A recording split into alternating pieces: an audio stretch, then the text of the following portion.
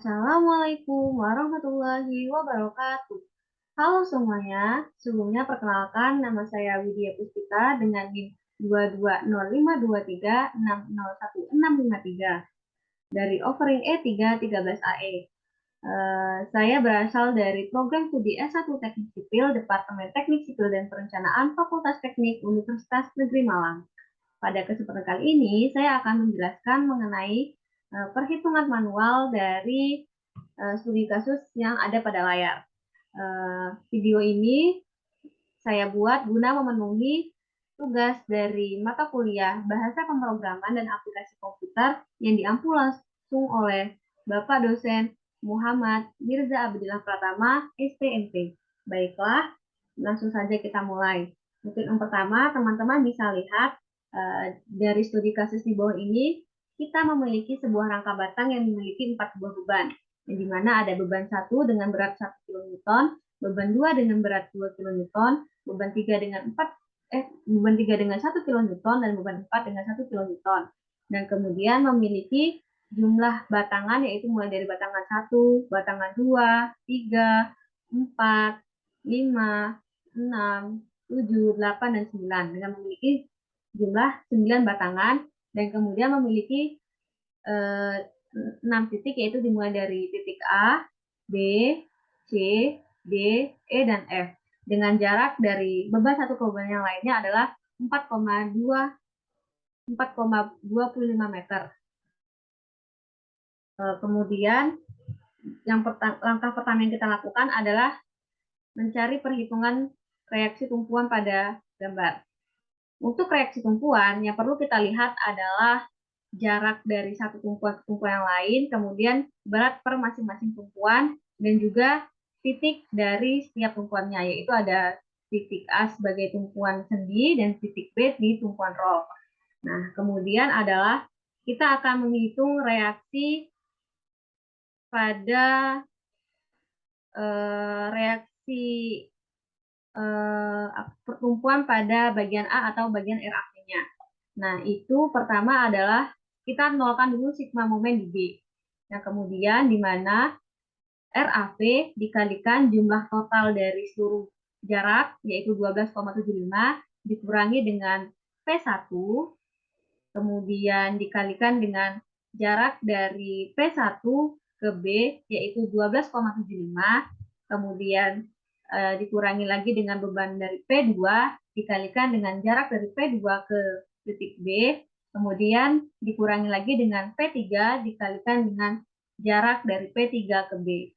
Nah, kemudian setelahnya dapat kita perhitungkan, yaitu RAV dikalikan seluruh jarak, yaitu 12,75, dikurangi P1, yaitu dengan bebannya 1, dikalikan jarak dari P1 ke B yaitu 12,75, dan kemudian untuk P2 itu adalah dengan beban 1 dan jarak dari P2 ke B adalah 8,5.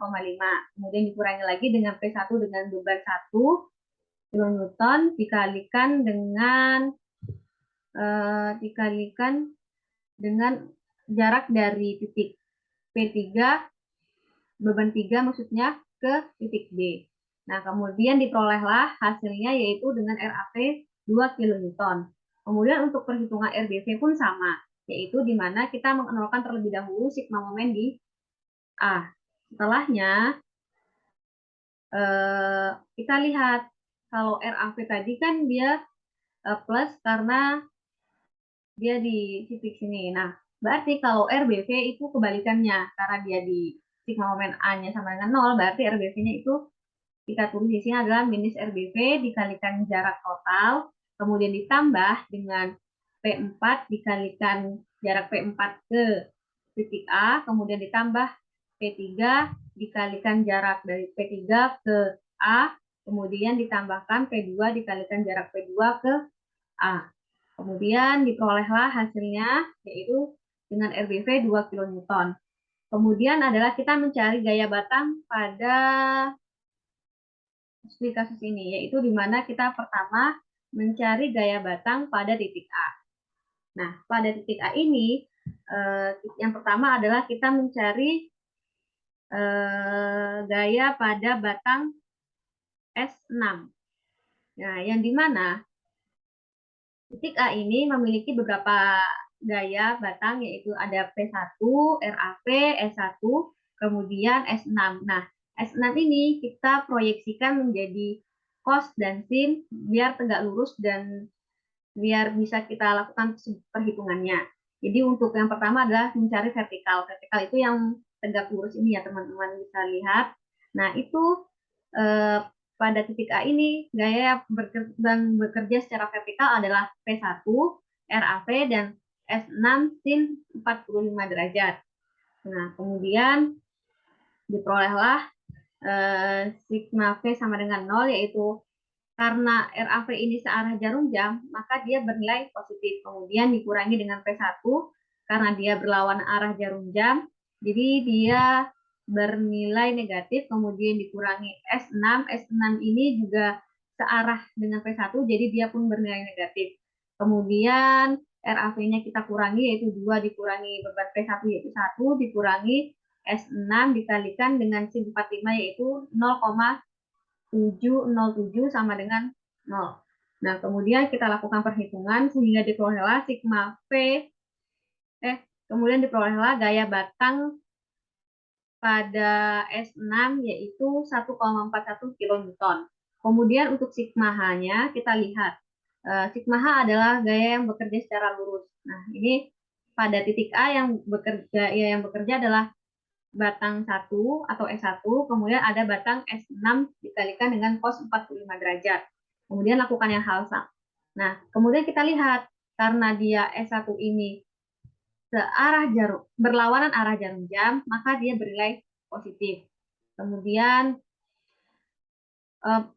ralat maksud saya karena dia searah jarum jam, maka dia bernilai positif. Kemudian ini juga searah jarum jam, dia bernilai positif.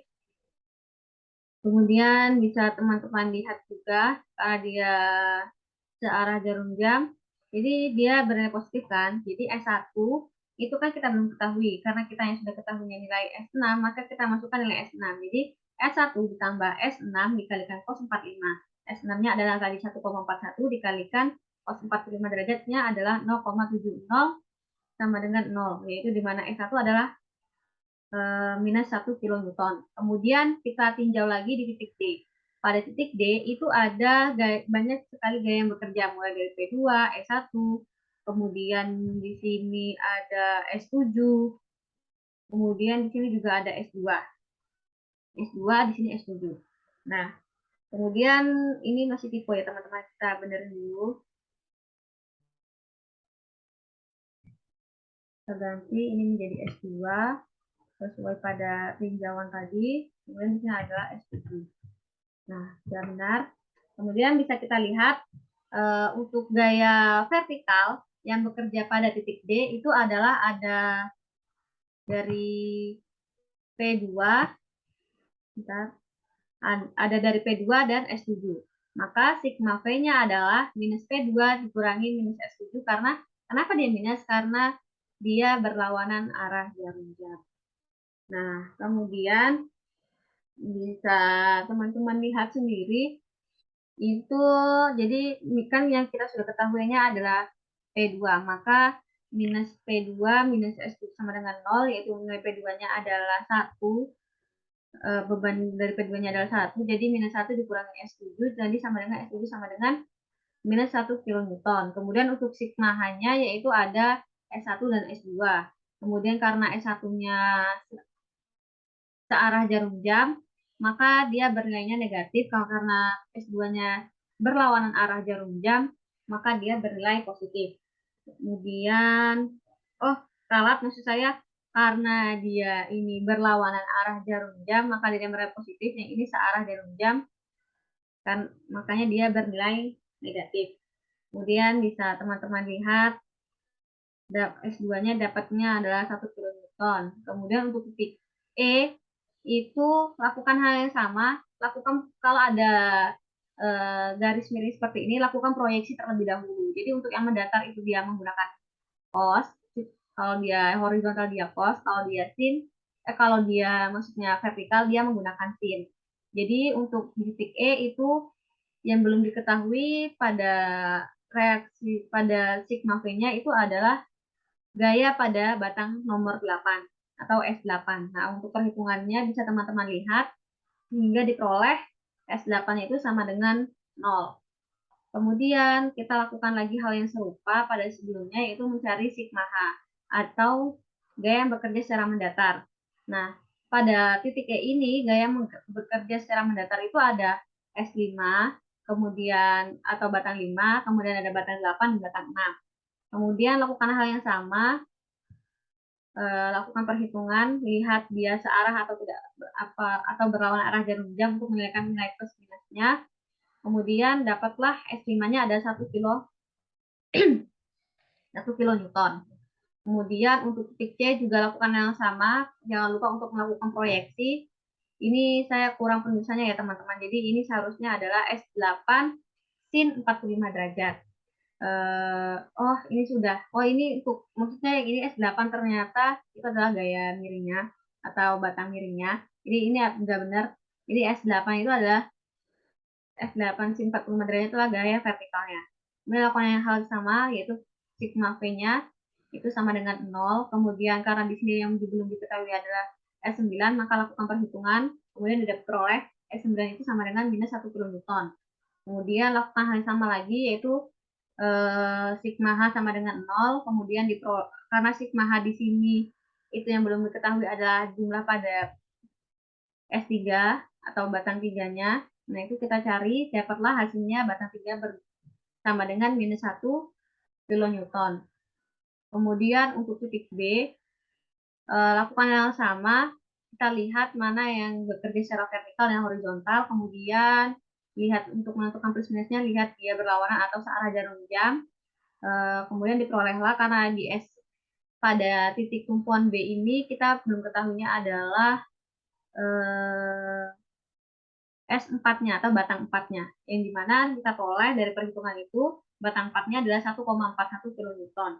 Kemudian untuk sigma H-nya ini adalah kontrol, jadi benar atau tidak kalau sigma H itu berjumlah 0, karena kan untuk S3, S4 dan S3 dan S4 itu kita sudah tahu nilainya. Jadi di sini hanya untuk controlling saja kalau dia memang sigma H itu berjumlah sama dengan 0.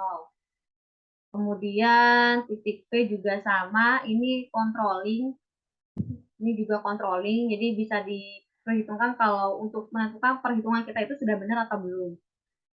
Nah, untuk diagramnya yaitu bisa kita lihat ini adalah reaksi tumpuan yang dimana RAV itu sama dengan 2, bekerja ke atas dengan gaya ke atas, kemudian ada diagram aksial. Nah, diagram aksial atau gaya normal itu, nah karena dia minus, ini gaya batangnya itu bergerak ke arah bawah, arsirannya ini bergerak ke arah bawah, jadi untuk titik B ke D, D ke C, C ke B, itu kan memiliki ukuran yang sama. Terus juga jumlah bebannya juga sama. Jadi maka gaya aksialnya pun jumlahnya sama, yaitu minus satu seperti yang sudah kita lihat tadi ya teman-teman. Kalau setiap ini juga bisa maksudnya nilai minus minus satu ini kita tentukan dari kita masukkan dari apa yang sudah kita cari. Kayak yang ini kan dia kan batang 1, 2, 3, 4, 5, 6. Nah, gaya-gaya batang tadi kita masukkan ke dalam gaya aksial karena gaya batang merupakan gaya aksial. Kemudian pada rangka batang itu tidak terdapat gaya geser maupun gaya momen.